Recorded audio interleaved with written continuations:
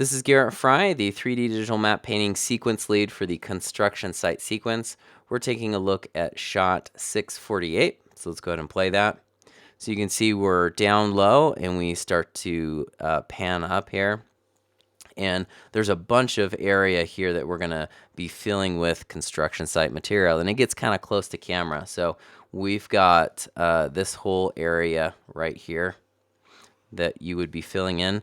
The difficult thing that you're going to be facing is that of the perspective change as it gets closer to camera. So you're going to have something here that's going to have a different perspective than something down here, and then it's going to progressively change the perspective, and your perspective needs to be spot on for every single object that you add into the scene. And then when you get down here, you're kind of guessing at the perspective because all of these things have things right next to them, objects that can kind of give you a little bit of a clue as to what the perspective should be. But down here, it's kind of breaking free of all that, and it's at the bottom of the frame.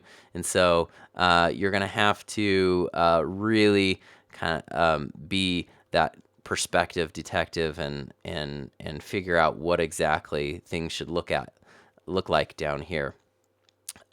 Make sure that you're picking things that are appropriate for this shot. So this is kind of like a storage area. It's like it's shoved off to one side, and so you can fill this in with more kind of just stuff that would be stored, like these boxes right here. They're just storage containers. Also, you're going to want to note that it is wet in this shot, and so there's a puddle here, there's little bits of puddles there. So the things that you're adding are going to want to have a feeling of that they've been wet. So like right here, you can see that there's all this sawdust on the ground, but that sawdust is wet still, and there's certain aspects of this wood pile up here that are wet, like in between the boards, they're going to be a little more wet. And so when you put things in there, it's probably going to stand out to you and say, oh, all of my stuff I'm putting in there looks kind of dry. And so I need to do things to make it look just a little bit wet.